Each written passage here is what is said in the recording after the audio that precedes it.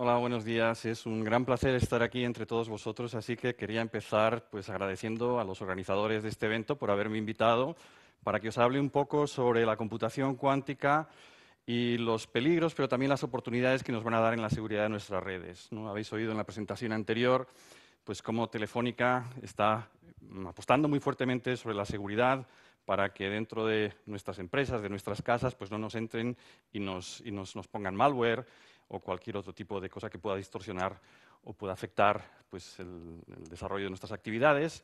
Yo voy a hablar de algo distinto, complementario, que es la seguridad en las redes relacionadas con criptografía, con el envío de mensajes secretos. Voy a hablar de cómo los ordenadores que se están construyendo ahora por todo el mundo pues, pueden afectar a la seguridad de la criptografía y cómo también pues, Telefónica está apostando por otras nuevas tecnologías cuánticas para protegernos de estos ataques. Así que empiezo con esto que veis en la pantalla. Es un número, como el que habéis visto antes en otra presentación, es un número enorme de muchísimos dígitos, de muchísimas cifras, y si uno se detiene a observarlo, pues ve que no tiene ninguna estructura, ¿no? Pues aparecen muchos unos, muchos ceros, seises, nueves, y pues en este número está encriptado de alguna forma un mensaje, ¿no? Lo que pasa es que mirándolo no lo podemos deducir. Y de hecho podemos utilizar un ordenador, un superordenador, estos que están pues, en Barcelona, el Mare Nostrum, estos ordenadores que están en China, en Estados Unidos, ordenadores pues, muy buenos para que intenten descifrar el mensaje y que está detrás de este número y es completamente imposible, ¿no? De hecho, pues en este tipo de mensajes que están encriptados, pues los utilizamos normalmente pues, cuando queremos comprar algo a través de Internet o cuando se envían datos sensibles de finanzas, de empresas, o datos sensibles, de pacientes, o cuando las fuerzas de seguridad pues, envían mensajes secretos, o cuando hay elecciones y se envían los mensajes de un sitio a otro, pues vienen encriptados pues, en números que van circulando por nuestras redes todo momento, y el hecho de que los ordenadores más potentes del mundo pues, no puedan descifrar estos números, pues nos hace seguros y nos da la seguridad de que nadie va a interceptar nuestros mensajes y nos los va a leer. Sin embargo, hemos visto durante los últimos par de años que esto puede dejar de ser así. En particular, si construimos un ordenador cuántico, que ya diré lo que es, pues probablemente todos estos serán unos ordenadores tan potentes que puedan descifrar la información que hay detrás de estos números y puedan leer todos nuestros mensajes. Así que nuestros mensajes dejarán de ser seguros y habrá que cambiar la forma en la que lo hacemos.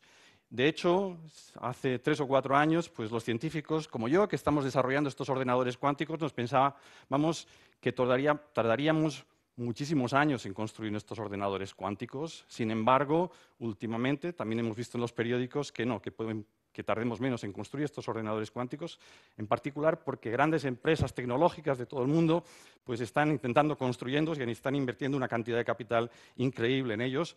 Y por tanto, pues es posible que pues la seguridad de nuestras redes, la seguridad de la comunicación secreta en nuestras redes, pues se ponga en peligro dentro de unos años.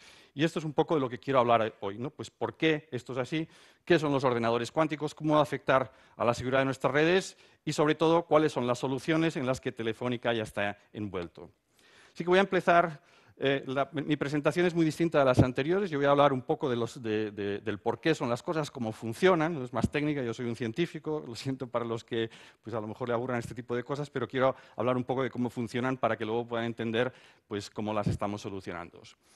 Bueno, la necesidad de enviarnos mensajes secretos no es algo actual. Ya conocemos desde hace muchísimo tiempo que pues, la gente se quería enviar mensajes secretos, ¿no? Si miramos a la historia, los datos más antiguos nos dicen que ya incluso los espartanos se comunicaban secretamente utilizando métodos criptográficos.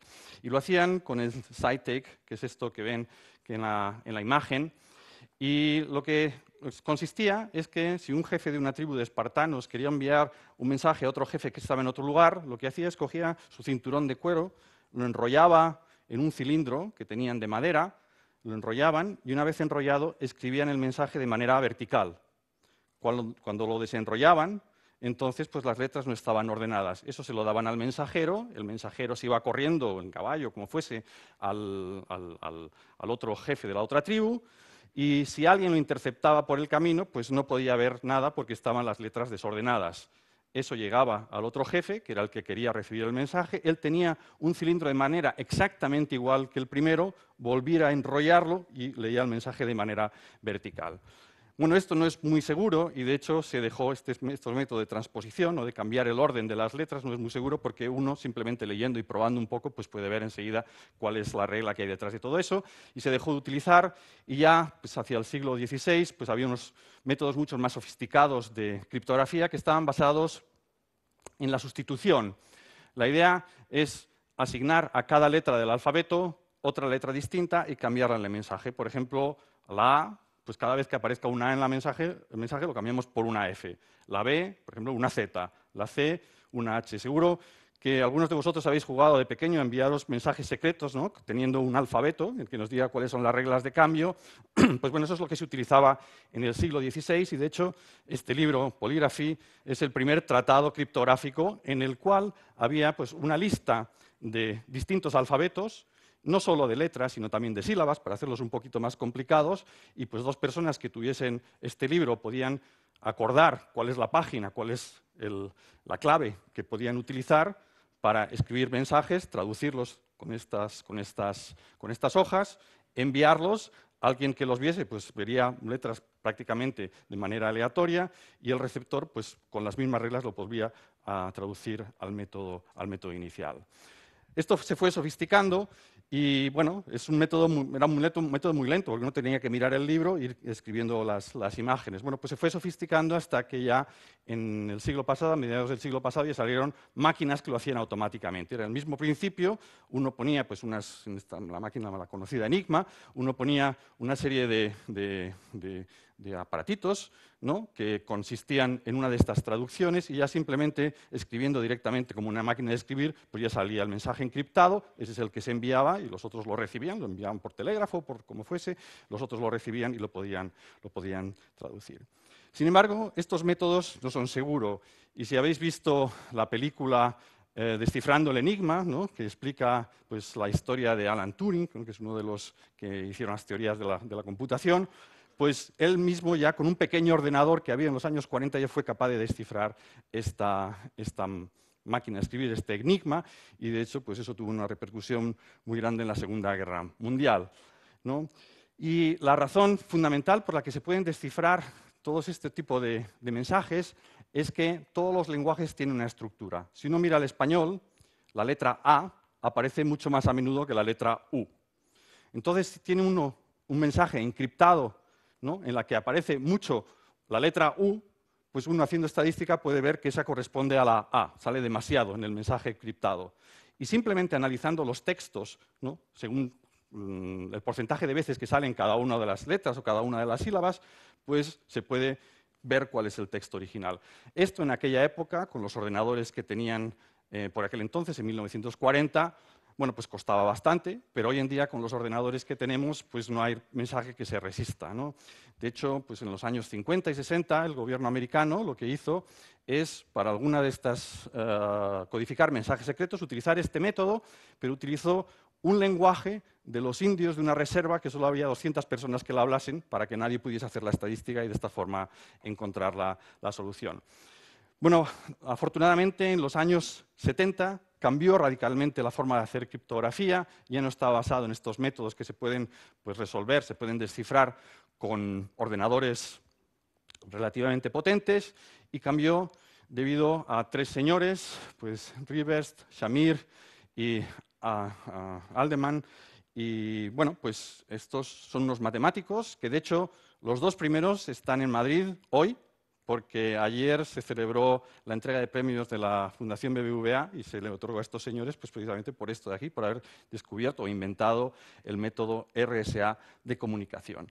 Y este es el método que en el que hoy en día utilizamos todo el mundo, desde cuando estamos comprando algo por Internet hasta cuando se envían estos datos sensibles de pacientes o de finanzas o de lo que sea.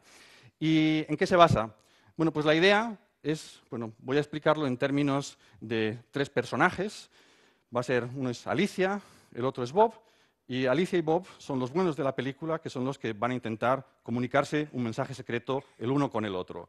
Y luego va a haber una malvada EVA, se le llama EVA porque en inglés el hacker es el eavesdropper, ¿no? que es parecido al nombre, está relacionado con el nombre de EVA, pues va a ser la que va a intentar descifrar ese mensaje, es la mala de la película. Entonces, ¿cómo hacen actualmente pues Alicia y Bob si se quieren enviar un mensaje secreto? Bueno, primero Alicia tiene su mensaje, lo escribe, y lo primero es traducirlo a números. Eso es muy sencillo, simplemente pues a la A le asignamos el 1, a la B el 2, a la C el 3, con lo cual el mensaje, que era un texto, ahora es un conjunto de números. Y una vez que tiene ese número, pues el ordenador que tenga Alicia en su casa hace una operación con esos números, pues los modifica de una manera, ¿no? Que ahora explicaré un poco más adelante, y ese mensaje ya es el mensaje encriptado. Lo que es importante es que esa transformación del mensaje original a esos números que parecen ya aleatorios es una operación que hacen los ordenadores muy rápidamente, lo hacen en milisegundos, no nos damos cuenta de ello. Luego ese es el número que se envía a través de pues, la fibra óptica o lo que sea, y es el que llega a Bob, que una vez lo tiene, pues con su ordenador aplica otra operación, también muy sencilla, que hace que descifra el mensaje y lo puede leer. Y si alguien quiere interceptar el mensaje, en ese caso Eva, lo que tiene que hacer para poder descifrarlo es una operación también, una operación matemática, pero una operación dificilísima, una operación que no se puede hacer ni con estos superordenadores que tenemos hoy en día, ¿no? Pues en muchos sitios del mundo. Así que la seguridad de nuestras comunicaciones criptográficas hoy en día están basadas en el hecho de que existen operaciones que son muy sencillas de hacer, esas son las que hacen el emisor y el receptor, y otras operaciones que son muy difíciles de hacer, y eso es lo que tendría que hacer el hacker para descifrar el mensaje. ¿Y cuáles son estas operaciones? Bueno, pues estas operaciones, la operación es esta que veo aquí, que es las operaciones fáciles son multiplicaciones, es decir, para pasar del mensaje original al mensaje criptado, nuestro ordenador lo que hace es una simple multiplicación. Y esta es una operación muy, muy fácil, ¿no? Ya aprendemos en el colegio, ¿no?, cómo se multiplica, y si nos sentamos pues podemos multiplicar enseguida, ¿no?, con lápiz y papel, pues números de muchos dígitos. Y de hecho nuestros ordenadores, los que tenemos en casa, o mi móvil, o incluso pues, cualquier equipo, puede hacer unas multiplicaciones extraordinarias. Un ejemplo, si tengo un número con 1.000.000 de dígitos, y quiero multiplicarlo por otro con otro 1.000.000 de dígitos, mi ordenador lo hace en un milisegundo. Por eso, pues, es una operación fácil. Esta es la que hacemos al encriptar y al decriptar. La operación difícil es la opuesta, es la factorización. Factorizar un número quiere decir encontrar dos de tal forma que multiplicados den el original. Por ejemplo, factorizar 15 quiere decir encontrar 3 y 5, porque 3 por 5 es 15. Factorizar 121 es encontrar 11 y 11, porque 11 por 11 es 121. Y si ahora os digo, pues factorizar 1389, bueno, pues va a costar un poco más. ¿Por qué? Porque tenemos que intentar dividir por 2 para ver si es divisible por 2. Si no es divisible, tenemos que probar dividir por 3, si no por 4, si no por 5. Tenemos que hacer muchas operaciones. Si tenemos un número de muchos dígitos, ¿no?, pues un número que tenga 200 dígitos, bueno, pues tendremos que hacer un número de operaciones tan grande que por eso decía que ningún superordenador los puede hacer. Y esto es precisamente lo que está pasando ahí. En el número que tenemos ahí, ese 1881, etc., es el mismo número que he escrito al principio, el que veíamos, ese número tan grande, y como no se puede factorizar, como es difícil factorizarlo, es difícil pues, encontrar los números tal que multiplicados den ese número, pues por eso son seguras nuestras comunicaciones criptográficas. Así que, en definitiva, la criptografía actual, la seguridad de la criptografía actual está basada en la dificultad que tienen los ordenadores de realizar factorizaciones de números grandes. Y aquí es donde entran los ordenadores cuánticos, ¿no? Resulta que otro tipo de ordenadores que todavía no tenemos, pero que estamos construyendo, basados en unas leyes completamente distintas a los ordenadores actuales, sí que serían capaces de factorizar cualquier número, números de millones de dígitos, y hacerlo de una manera muy, muy rápida. ¿Qué son estos ordenadores cuánticos? Bueno, pues son ordenadores que funciona de una manera distinta que los ordenadores actuales.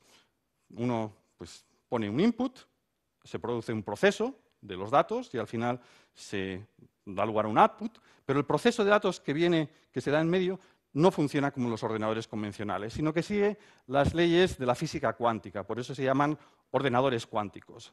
La física cuántica, pues algunos de vosotros recordaréis de cuando estudiasteis, ¿no? Es la teoría que describe el mundo de lo más pequeño, el mundo microscópico, el mundo de los átomos, de las moléculas, de los electrones, de los fotones. Son pues, los elementos constitutivos de todos nosotros, de los que estamos formado todo, y son pequeños, muy pequeños, pero muy, muy, muy, muy pequeños. Tan pequeños que con un microscopio comercial es imposible verlos. Hace falta pues, unas técnicas mucho más avanzadas, microscopios electrónicos, microscopios muchísimo más caros para poder ver estas partículas tan pequeñas. Y de hecho, si nos pudiésemos sumergir en el mundo donde viven estas partículas tan pequeñas, si tuviésemos un microscopio que lo pudiésemos ver y adentrarnos dentro, pues nos daríamos cuenta de que es un mundo extraordinario, rarísimo, exótico, que parece más sacado de una película de ciencia ficción que la realidad. Por ejemplo, hay una de estas partículas, como los electrones, los fotones, pues puede desaparecer de un sitio y aparecer en el otro sin pasar por en medio. O también es posible que una partícula de estas, de repente, desaparezca y aparezca en otro sitio y que haya tenido que pasar por dos sitios a la vez. Es decir, que tiene que hacer dos cosas a la vez. Algo que parece ridículo, pero bueno, es algo que está ocurriendo en ese mundo microscópico. O también los procesos en el mundo microscópico son aleatorios, ¿no? Cuando uno tira un dado y sale un resultado, dice, pues es aleatorio. Bueno, realmente los dados no son aleatorios, porque si conociese cuál es la posición inicial del dado, si conozco qué es lo que está pasando con todas las moléculas de aire que hay alrededor, cuál es la fuerza que le estoy dando, las leyes de la física nos permitirían calcular cuál es el resultado. Normalmente es muy difícil, por eso nos parece aleatorio, pero realmente en nuestro mundo macroscópico no existen procesos aleatorios. Sin embargo, en el mundo cuántico sí que existen procesos aleatorios, procesos que no se pueden predecir ni en principio, simplemente la naturaleza nos prohíbe predecirlos. Eso es lo que habréis oído, la frase famosa de Einstein, que decía, yo no creo que él juegue a los dados. Él estaba tan sorprendido por el hecho de que existan en la naturaleza fenómenos completamente aleatorios que no se creía la física cuántica, ¿no? Bueno, con el tiempo, pues esa frase es de los años 40, pues la física cuántica está muy desarrollada y sabemos que la naturaleza es así, que realmente existen procesos aleatorios como estos que he mencionado. Bueno, pues si utilizamos estas leyes tan extraordinarias del mundo microscópico, si nos adentramos en el mundo microscópico, dominamos pues el movimiento y las propiedades de estas partículas microscópicas, pues podemos utilizar el hecho de que una partícula pueda hacer varias cosas a la vez, que desaparece en un sitio y aparece en otro, y construir ordenadores basados en esas leyes. Y esos son los ordenadores cuánticos, y utilizando, no tengo tiempo de explicarlo, necesitaría pues, bastantes años para explicar la física cuántica aquí, para explicar cómo funciona, pero resulta que eso es lo que utilizan los ordenadores cuánticos para hacer operaciones que de otra forma serían imposibles con cualquiera de los otros ordenadores que tenemos hoy en día.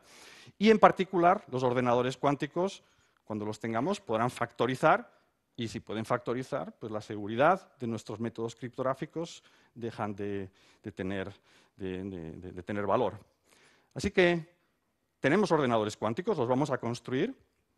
Bueno, los primeros prototipos de ordenadores cuánticos ya existen, pues los científicos de muchos institutos de investigación de todo el mundo, incluido el nuestro, incluido en Estados Unidos sobre todo, pues han pasado los últimos 20 años pues, creando estos prototipos, intentando dominar ese mundo de lo más pequeño, y pues tenemos estos pequeños prototipos. Y si me hubiesen preguntado, pues como había dicho anteriormente, hace 5 años, si a partir de estos prototipos podremos construir estos ordenadores grandes que ya puedan no solo factorizar, sino hacer otras muchísimas cosas, pues hubiese dicho que faltan muchos, muchos años. Sin embargo, hemos visto durante los últimos 2 o 3 años que ya grandes empresas tecnológicas como IBM, Intel, Google, Microsoft, etcétera, etcétera, pues están dedicando unas grandes partes de su presupuesto pues, a crear estos ordenadores cuánticos, así que ellos mismos ya dicen que esperan que entre los próximos 5 y 10 años ya tengamos ordenadores cuánticos. Y esto pues, quiere decir que tenemos que empezar a prestar atención para cuando estén aquí, qué hacer con la criptografía. Y bueno, pues existen 2 soluciones por el momento. La primera de ellas es buscar otra operación que no sea la multiplicación y la factorización para codificar y decodificar. Y bueno, pues hay matemáticos que están trabajando en ello, hay bastantes candidatos, pero que además un ordenador cuántico tampoco las puede resolver. Esta es la idea. Es muy difícil de demostrar y de encontrarlos, pero el National Institute for Standard and Technology en Estados Unidos pues ya ha puesto un concurso abierto para que los matemáticos presenten sus opciones y veamos cómo funcionan. De hecho, todos estos algoritmos necesitan que se creen algunos números aleatorios para poder funcionar, todos los que se están desarrollando. Y bueno, pues como he dicho anteriormente, los números aleatorios que normalmente creamos no son tan aleatorios, ¿no? Porque se pueden predecir. Y el hecho de que se puedan predecir también pueden dañar un poco la seguridad del sistema, así que lo que podemos hacer es complementar estos nuevos algoritmos con un generador cuántico de números aleatorios, es decir, utilizar las propiedades extrañas del mundo microscópico para crear unos números aleatorios que nadie pueda predecir de ninguna forma, porque son incluso en principio impredictibles, y asociarlos pues, a estos algoritmos para hacer la criptografía más segura. La segunda opción es a más largo plazo, pero ofrece una seguridad completa, y se llama la criptografía cuántica.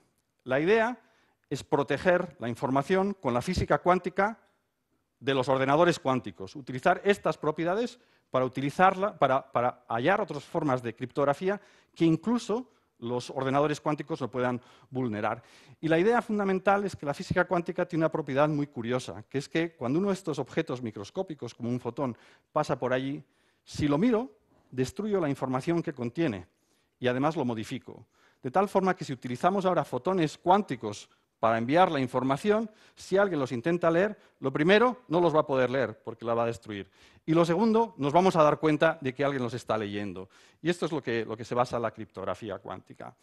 Bueno, esto es ya una realidad, ya existen sistemas criptográficos cuánticos y, de hecho, Telefónica hoy en día, hoy mismo, está con un programa piloto para ponerlos en algunas de sus fibras ópticas. Resulta que estos utilizan fotones, pero las fibras que tiene desplegadas Telefónica pues también utilizan fotones, utilizan muchísimos fotones, pero si ponen los equipos adecuados se pueden acoplar a las fibras que ya tiene Telefónica funcionando, simplemente para cambiar de la criptografía usual a la criptografía cuántica. Como he dicho, esto es un proyecto piloto que está realizando Telefónica conjuntamente con la Universidad Politécnica de Madrid y Huawei, y que dirige Diego López. Así que uno puede esperar que en un futuro, cuando realmente los computadores cuánticos sean una amenaza para la criptografía, lo que se puede hacer es utilizar estas redes definidas por software, de las que hemos oído hablar anteriormente, acoplar a ellos la protección cuántica de tal forma que un usuario, pues cuando esté comunicando, en cualquier momento, pues puede decir, a partir de ahora, quiero utilizar comunicación seguridad cuántica, y bueno, pues simplemente la misma red por donde pasan la comunicación normal se convertirá en una red cuántica y los mensajes aparecerán protegidos. Bueno, aquí es una pequeña demostración que me han preparado. Lo que pasa es que yo creo que es un poco complicada verla, pero lo único que muestra es cómo podría ser en un futuro pues una comunicación, un chat entre Alicia y Bob en presencia de Eva, pero en el caso en que Eva tuviese un ordenador cuántico. En ese caso, leyendo desde abajo, pues pueden empezar a enviarse mensajes, que lo leería el de en medio. Si deciden utilizar criptografía usual, el Eva las puede descifrar, y si más adelante deciden utilizar criptografía cuántica, simplemente pues, en su móvil o lo que sea, habrá algún sitio, dirán, utilizar criptografía cuántica, pues entonces, es lo que se ve en la última transparencia, pues el que está en medio, el mensaje le aparece completamente aleatorio y ni con el ordenador cuántico lo puede descifrar. Sí, en resumidas cuentas, he estado hablando de la física cuántica y, de hecho, cómo la física cuántica pues, nos va a afectar nuestro futuro.